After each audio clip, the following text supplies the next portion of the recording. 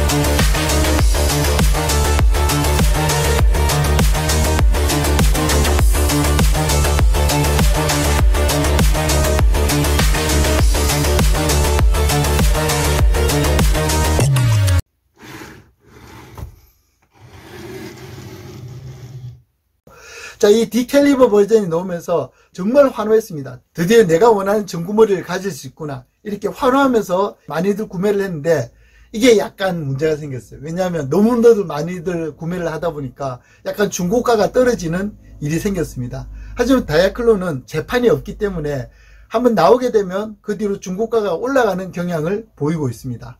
근데 최근에 그 법칙을 깼습니다. 자, 이게 나중에 말씀드리겠지만 가장 처음 나왔던 다이아클론 1번 다이아 배틀스가 1호, 2호, 3호로 분리가 되거든요. 그 1호, 2호, 3호로 분리가 되는 거를 따로 제품화해서 이번에 판매를 하게 됐어요. 그래서 처음으로 재판은 없다라는 그 컨셉을 다른 패키지로 만들어서 재판하는 상황이 벌어졌습니다. 저는 이것을 보면서 그동안 중고가가 많이 올라갔던 제품들을 이렇게 패키지를 쪼개기를 해서 혹시 재판을 하지 않을까? 그러한 또 기대를 해보게 됩니다. 세 번째 또 제가 다이아클론을 즐기는 이유 중에 하나는 애니메이션이 없지만 꽤 설정이 탄탄합니다.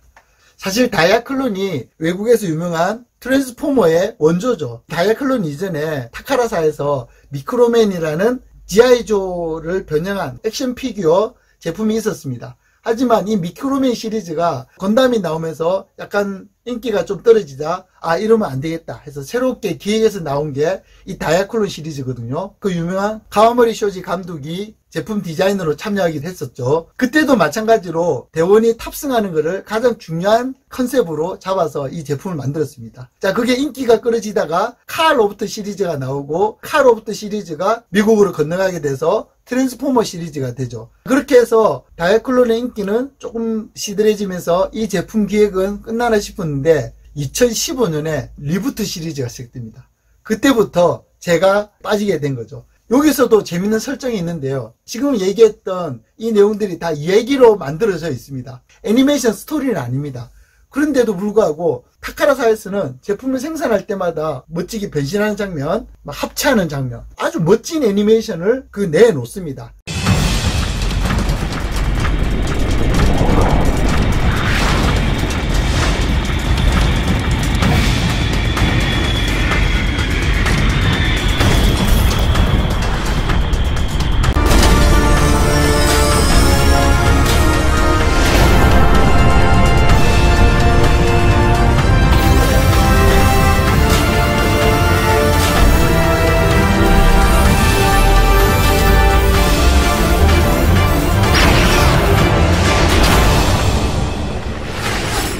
이런 걸 볼 때마다 몸에 막 전율이 느껴지죠.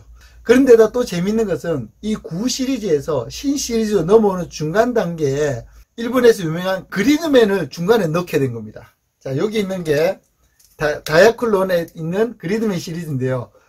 그리드맨이 이 9 시리즈 1차 전쟁에서 동생을 잃은 히카리 카이자키라는 여성 연구원을 또 등장시킵니다. 그 여성 연구원은 이 배틀스를 사게 되면 들어있어요. 60분의 1 피규어로. 이 대원이 그리드맨과 이렇게 조우를 하게 됩니다. 그래서 그리드맨의 그 엄청난 과학적 지식을 받아서 새롭게 리뉴얼을 하게 되죠. 그래서 와루다 군단, 이 나쁜 편 적이거든요. 이 와루다 군단의 공격을 이겨낸다는 설정. 두 번째 공격을 이겨내기 위해서 신 시리즈가 시작된다는 그런 얘기 설정이 있는 거죠. 사실 그 얘기를 다 보지는 않습니다. 그리고 재밌는 것은 다이아클론 그리드맨 시리즈는 꽤 신 시리즈가 나온 다음에 제품이 나오게 됐어요.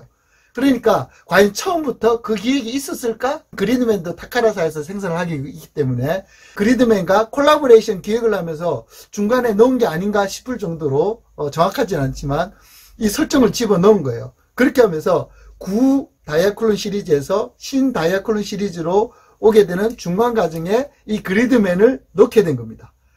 저는 굉장히 재밌는 기획이라고 생각합니다. 하지만 사실 그리드맨 시리즈가 아주 인기가 높지 않아서 다이아클론과 그리드맨 콜라보레이션 제품은 많이 나오진 않았습니다. 하지만 저는 이 9 시리즈와 신 시리즈를 비교해보는 재미를 또 느끼고 있습니다. 신 시리즈에 가장 처음 나왔던 다이아 배틀스가 사실 9 시리즈에서도 유명한 메카닉이거든요. 얼마나 유명했으면 우리나라 태권브이 84 태권브이가 다이아 배틀스를 모델로 해서 머리만 태권브이 모델로 바꿔서 한때 그렇게 생산되기도 했던 거죠. 이 다이아 배틀스의 리뉴얼 과정을 보면 정말 격세지감을 느낍니다. 그 뒤로 또 재밌는 건 뭐냐면 바로 트라이버스 시리즈입니다. 이 트라이버스 시리즈는 예전에는 대셔 제타, 대셔 디거, 또 대셔 F1 이러면서 하나는 자동차로 변신하고 하나는 비행기로 변신하고 하나는 드릴이 달려있는 이 땅 파는 메카닉으로 변신한 이 세 종류가 있었는데 이 세 종류가 꽤 인기가 있었어요. 그래서 지금도 올드 다이아코논을 귀하게 모으시는 분들이 있는데 이 세 가지를 리뉴얼하면서 트라이버스 시리즈라고 완전 새롭게 아주 멋지게 내놨습니다. 다이아클론의 핵심인 부품 간의 호환성을 적극적으로 반영을 하면서 이 트라이버스 시리즈에서 완전 이 빛을 발하기 시작했죠. 제가 원박스 DIY를 시작하게 된 게 이 트라이버스 시리즈를 만지면서부터입니다. 예를 들어 이 비행기는 대셔 제타라고 제가 이름을 붙였는데요. 트라이버스 시리즈에서 트라이대셔라는 자동차 형태로 변신하는 것과 트라이제타라는 비행기로 변신하는 형태 두 개를 합쳤습니다. 나름 구하기 힘들다는 검은색 한정판으로 딱 이렇게 맞췄어요. 자, 이렇게 해서 딱 컬러가 하나로 통일되니까 마치 하나의 형태로 나오죠. 거기에 들어가는 모든 부품들을 다 모아서 만든 형태입니다. 그 외에도 빅파워드라고 해서 9 시리즈에 있던 것을 신 시리즈에서 아주 멋지게 리뉴얼 했고요. 가장 정점을 찍은 것이 바로 이 로봇베이스. 9 시리즈의 형태를 신 시리즈로 너무나 멋지게 재해석해서 만들어줬죠. 저는 이 로봇베이스도 상당히 기대를 해서 로봇베이스 상체와 하체 중에서 하체를 두 대를 합쳐서 또 새로운 형태로 더 멋진 그라운드 다이온 더블이라는 형태로 만들어 보기도 했습니다.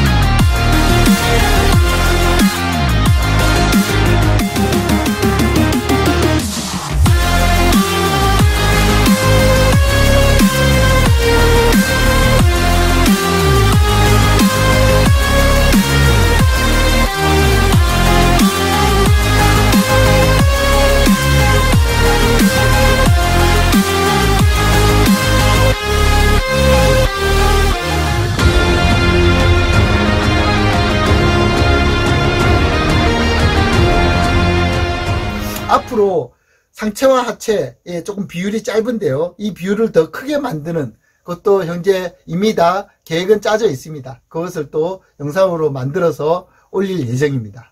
그리고 또 신 시리즈에서 재밌는 것은 꼭 구 시리즈에 있던 것만 만든 게 아니고 새로운 제품을 기획을 했어요. 자, 그게 바로 택티컬 무브 시리즈인데요. 타카라사도 어떤 오마주라고 할까요? 어떤 존경심을 가지고 있는지 올드 메카닉을 리뉴얼한 것들은 붉은색 박스를 쓰고 있고요. 이번에 신 시리즈에서 기획된 택티컬 무버 시리즈들은 검은색 박스를 씁니다. 심지어 다이아클론 이 머리 헤드 로고도 다르고 다이아클론이라고 외치는 그 소리도 오리지널 메카닉은 다이아클론 이렇게 노래가 나오지만 신 시리즈 택티컬 무브 시리즈는 다이아클론 하면서 같은 회사지만 약간 다른 브랜드를 내는 느낌이에요. 그런데 이 택티컬 무브 시리즈가 부품 조합에서 거의 레고 수준입니다. 제가 지난번에 보여드렸던 호루스 버스터도 사실 택티컬 무브 시리즈 중에 하나고요. 너무나도 변형이 잘 되고 조합도 다양하게 할 수 있습니다.